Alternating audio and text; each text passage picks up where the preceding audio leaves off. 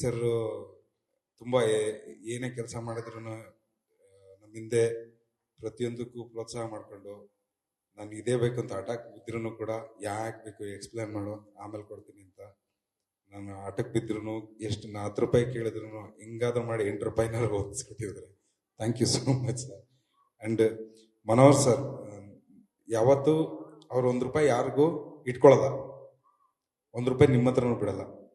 ಪಕ್ಕ ನೀವು ಕ್ಲಾರಿಟಿ ಇದ್ದಾರೆ, ಈ ಹುಡುಗ ಕೆಲಸ ಮಾಡ್ತಾನೆ ಅಂತ ಹೇಳಿದ್ರೆ ಇಮ್ಮಿಡಿಯೇಟಾಗಿ ನನ್ನ ಕೆಲಸ ನೋಡಿ ಒಂದೇ ಮಾತಲ್ಲಿ ಕೊಡ್ರಿ, ಎಷ್ಟು ದಿವಸ ಬೇಕು ಈ ಡೈರೆಕ್ಟ್ರಿಗೆ, ಅವ್ರಿಗೇನು ಬೇಕಂತ ಹೇಳಿ ಅಲ್ಲೇ ಮುಂದೆ ನಿಂತೆ ಸ್ಯಾಂಕ್ಷನ್ ಮಾಡಿಸಿ ಎಲ್ಲ ಕೆಲಸನೂ ಮಾಡಿಸಿದ್ದಾರೆ ಸರ್.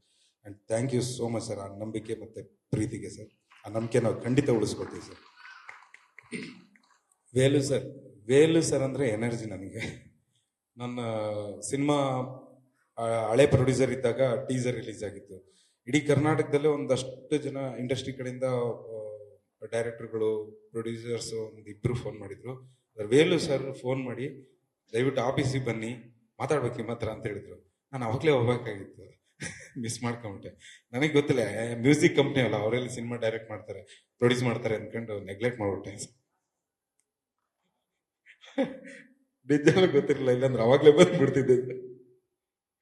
ಆ್ಯಂಡ್ ಯಾವಾಗಲೂ ನಿಮ್ಮ ಪ್ರೋತ್ಸಾಹ, ಏನಾದ್ರು ಸಣ್ಣದ ಕೆಲಸ ನೋಡಿದ್ರು ಪಾಸಿಟಿವ್ ಆಗಿ ನೀವು ಬೆಂತೊಟ್ಟೋ ರೀತಿ ಸರ್, ಆ್ಯಂಡ್ ನಂಗೆ ಅದು ತುಂಬ ಇಷ್ಟ sir. Thank you so much sir.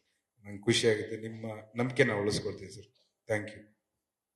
And ಇಲ್ಲಿಂದ ಶುರು ಮಾಡೋದು, ಪೂರ್ಣದಿಂದ ಶುರು ಮಾಡೋದು. ಸಿನಿಮಾಗೆ ವಿನು ಸರ್ ಎಂಟ್ರಿ ಆಗೋಕ್ಕಿಂತ ಮುಂಚೆನೆ, ಪ್ರೊಡ್ಯೂಸರ್ ಸಿಗೋಕ್ಕಿಂತ ಮುಂಚೆನೆ ಪೂರ್ತಿ ಕಥೆ ಓದಿ ಹೋಗಿ ಏನೋ ಬರ್ಕೊಂಡು, ನಾನು ಗ್ರಂಥ ಥರ ಬರ್ಕೊಂಡಿದ್ದೆ, ಇಷ್ಟೊಂದು ಬರೆದಿಟ್ಕೊಂಡಿದ್ದಾನೆ ಅಂತ.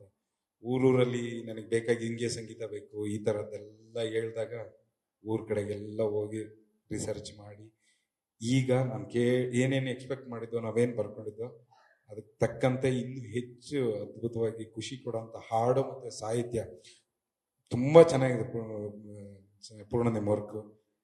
ಯಾವಾಗಲೂ ನನ್ನ ಚೂರು ನನ್ನ ಪೋಸ್ಟ್ ಪ್ರೊಡಕ್ಷನ್ ಮುಗೀತು, ಚೂರು ತಡ್ಕೊಂಬಿಡಿ. Thank you so much. And ಪತಾಜ ಸರ್, ನಾನು ಸಂತೋಷ್ ರೈ ಪತಾಜ ಸರ್ ಸಿನಿಮಾ 7 o'clock ಇಂದ ಅವ್ರ ಅಭಿಮಾನಿ, ಅವ್ರ ಕೆಲಸ ಫಾಲೋ ಮಾಡ್ಕೊಂಡು ಬಂದಂಥ ಹುಡುಗ. ಅವರು ಅಷ್ಟು ದೊಡ್ಡ ಸಿನಿಮಾಟೋಗ್ರಫರ್ ಆಗಿದ್ರು, ನಮ್ಮ ಜೊತೆ ಒಂದು ದಿವಸನೂ ಕೂಡ ನೀನು ಹೇಳಿದ್ದೇನು ಯಾಕೆ ಮಾಡಬೇಕು ಅಂತ ಒಂದು ದಿವಸ ಕೇಳಿದೆ ಸರ್. ನಂಗೆ ಹಿಂಗೆ ಬೇಕು ಇದು ಅಂತ ಎಕ್ಸ್ಪ್ಲೈನ್ ಮಾಡಿದ ತಕ್ಷಣವೇ ನನಗೇನು ಬೇಕೋ ಅದನ್ನು ಅದಕ್ಕಿಂತ ಜಾಸ್ತಿ ಅಚೀವ್ ಮಾಡೋದಕ್ಕೆ ಟ್ರೈ ಮಾಡ್ತಾಯಿದ್ರು. ಯಾವತ್ತೂ ಇಲ್ಲ ಅಂತ ಹೇಳಿಲ್ಲ. ಆ್ಯಂಡ್ ಫಾಸ್ಟು, ಅಪ್ಪ ನಾನು ಈ ಸಿನಿಮಾ 80 ದಿವಸ ಬೇಕು ಶೂಟಿಂಗ್ ಅಂದ್ಕೊಂಡಿದ್ದೆ ಸರ್, 56 ದಿವಸಕ್ಕೆ ಮುಗಿಸಿದ್ದೀವಿ. ಒಂದು ದಿವಸ ಅಂತೂ 11 ಲೊಕೇಶನ್ ಸರ್, 11 ಲೊಕೇಶನ್ ಶಿಫ್ಟ್ ಆಗಿದೆ ಸರ್. ಒಂದು ಲೊಕೇಶನ್ ಶಿಫ್ಟಿಗೆ ಮಿನಿಮಮ್ ಅಂದ್ರು 1 ಗಂಟೆ ಬೇಕು ಸರ್. ಆದರೆ ಅವತ್ತು 11 ಲೊಕೇಶನ್, ಸಂಜೆ ಸೂರ್ಯ ಹುಟ್ಟುವಾಗ್ಲೂ ಏನು ಹೊಳಿತು ಸೂರ್ಯ ಅನ್ನೋದು ಕೊನೆ ಶಾರ್ಟು ಬಿಟ್ಟಿಲ್ಲ sir. Thank you so much sir. ನಾನು ನಿಜವಾಗ್ಲೂ ಏನು ಹೇಳಿದ್ರು ಕಡಿಮೆನೆ sir. Thank you so much. ಇಲ್ಲ ಅಂದರೆ ನಿಮ್ಮ ತಂಡ ಇಲ್ಲಾಂದರೆ ಪವನ್, ಹರ್ಷಿ, ಮಾದೇವಣ್ಣ, ಇನ್ಯಾರು ಗೊತ್ತಿಲ್ಲ ಇನ್ನು ಹುಡುಗರು ಎಲ್ಲರೂ ಸರ್, ತುಂಬ ನಿಮ್ಮ ತಂಡನೇ super sir, super positive. I love you, super sir. And ಅರುಣಣ್ಣ ಆಕ್ಟೇ ಮಾಡಲ್ಲ, ಗಡ್ಡೆ ಬಡ್ಕೊಂಡು ಓಡಾಡ್ತಾರೆ, ಅವ್ರು ಬೇಡ ಕಣ್ರಿ ಅಂತ. ಅವ್ರು ನಮ್ಗೆ ಸಿಗಲ್ಲ, ನಿಮ್ಮ ಕಂಟ್ರೋಲ್ಗೆ ಸಿಗಲ್ಲ ಅಂತ.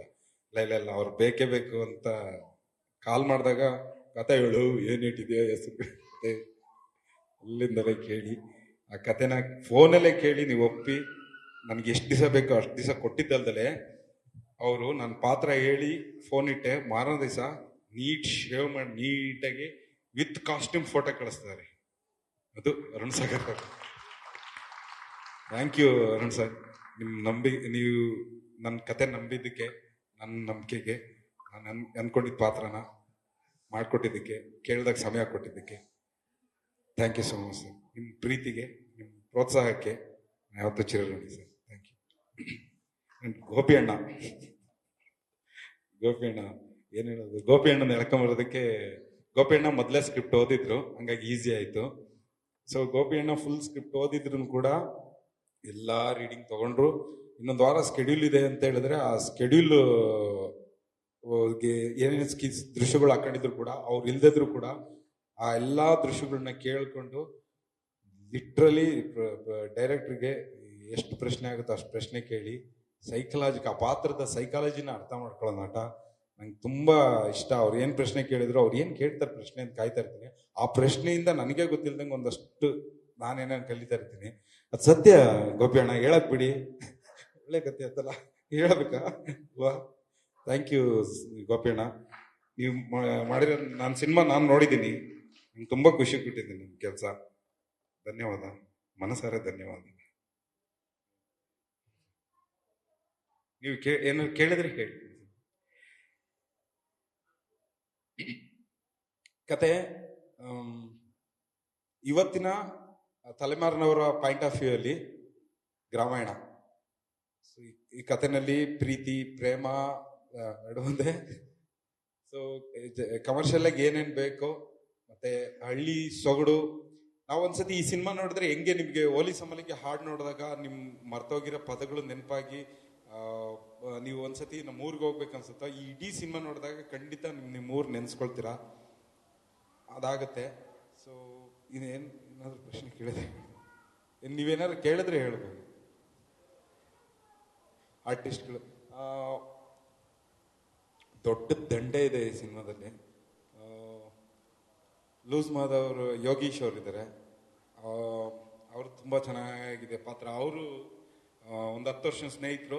ಈ ಸಿನಿಮಾ ಮಾಡಿ ನಾನೇನು ಸೈಕಲ್ ಹೊಡಿತಾ ಇದ್ರು ಒಂದು ಕ್ಷಣದಲ್ಲಿ ಹೋಗ್ಬಿಟ್ಟು ಈ ಪಾತ್ರ ಮಾಡ್ಕೊಡ್ತೀರಾ ನೀವು ಅಂತ ಕೇಳಿದ ತಕ್ಷಣ ನಿನ್ನ ಜೊತೆ ನಾನು ಬರ್ತೀನಿ ನಡಿ, 10 ವರ್ಷದಿಂದ ಸೈಕಲ್ ಹೊಡಿತಿದ್ಯಾ, ಜೊತೆಲಿ ಬರ್ತೀನಿ ನಡಿ ಅಂತ ಬಂದಿದ್ದಾರೆ. ತುಂಬ ಚೆನ್ನಾಗಿ ಮಾಡಿಕೊಟ್ಟಿದ್ದಾರೆ.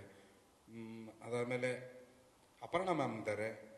ಅಪರ್ಣಾ ಮೇಡಮ್ ಕೊನೆ ಸಿನಿಮಾ, ಅವ್ರನ್ನ ತುಂಬ ಮಿಸ್ ಮಾಡ್ಕೊಂಡಿದ್ದೀನಿ.